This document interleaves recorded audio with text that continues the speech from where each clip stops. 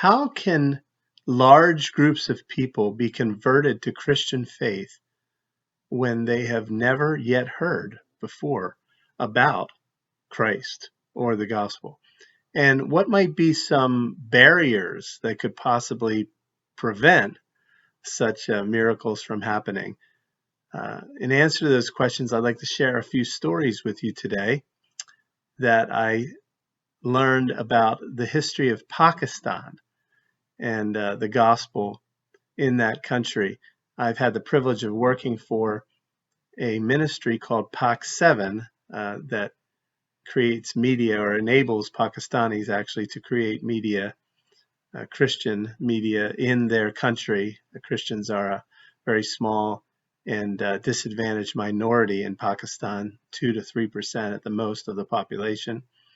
And this ministry enables Pakistanis, especially young ones, to learn how to do media, to produce it, and then to do so in a way that could be enjoyed by many people in Pakistan, even non-Christians, and then as by Christians as well. And so in order to do my best for this ministry, I've been learning about Pakistan. And one thing that I did was read parts of a doctoral dissertation called The Impact of Islamization on the Christian Community in Pakistan by Patrick Sukhdeo. And I'd like to read you a couple parts of this dissertation that I found especially fascinating, that lead us to those questions I just mentioned. And I'll mostly let you think about it and decide what you think these stories imply as to the answers to those questions. How can large people groups be saved even when they have not heard about Jesus before? And then what barriers might be placed by us in the way of such miracles happening? So regarding the first one, let me read to you this one excerpt from the doctoral dissertation. It's about the Chura movement that happened in the late 19th century in Pakistan. The Churas formed the largest of the scheduled castes in the Punjab. A scheduled caste means people actually mentioned in the constitution, hence the word schedule, in the constitution of Pakistan as being underprivileged, as being sort of the lowest of the low people in the society. Occupying an inferior position even among scheduled castes, these Churas were amongst society's lowest and most despised people. They carried out dirty and menial jobs. Their religion was a kind of Islamicized Hinduism, which included belief in a mediator and the need for sacrifices. The mass conversions to Christianity, which became known as the Chura movement, began in 1873 with an illiterate elderly Chura man called Dit. That's D-I-T-T. Dit was converted to Christianity by a young Hindu convert.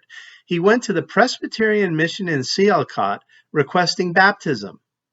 This the missionaries reluctantly agreed to after much pleading from Dit.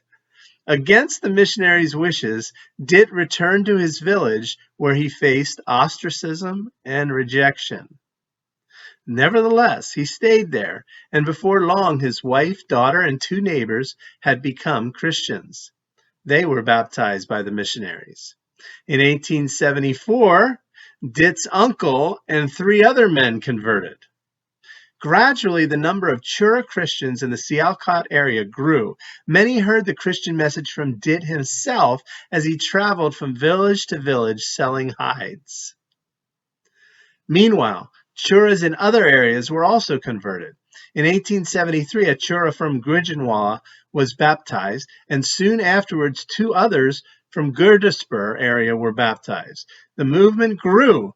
Like the UP, or United Presbyterian Church, the Anglicans and American Presbyterian missionaries also began to turn their attention to rural people. And so they the Western missionaries had focused on urban people prior to this, but after Dit was converted and led many other people to Christ among the Churas in the rural areas, now they realized, okay, God's working there. It's possible to reach people in the rural areas. And so they turned their attentions to the rural people. The Church of Scotland grew 40-fold in a decade to number 8,000 by 1892.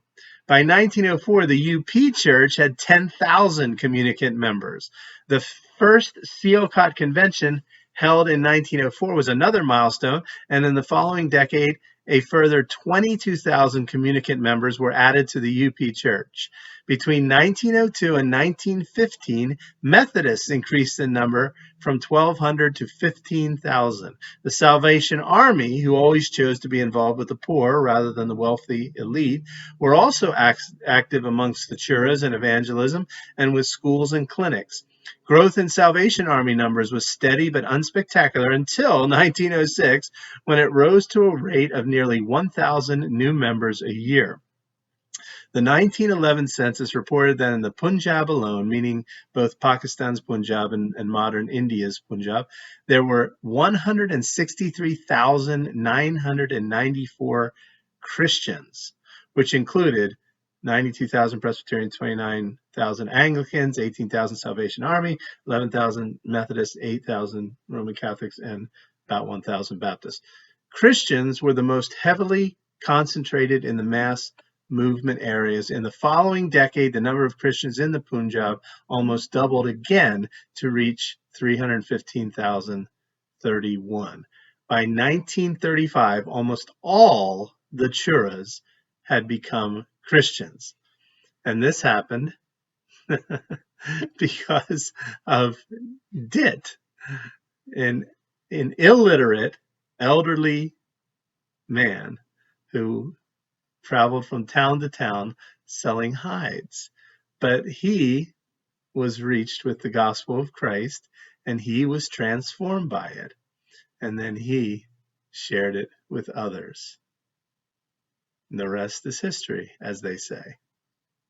So again, I'll let you be encouraged by that, hopefully, and take whatever lessons you might take from that, and whatever encouragement for yourself alone, whatever challenge for your own life and ministry. But one comment I will make is that it is very true, the old saying that if you want to reach a group of people, reach one of them first, and then watch what God does.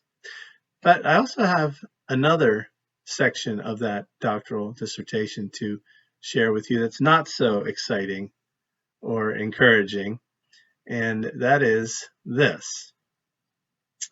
It says the creation of Pakistan in 1947 profoundly affected Christians living there. The number of Christians in Pakistan, west and east, at this time was estimated to be 16,000.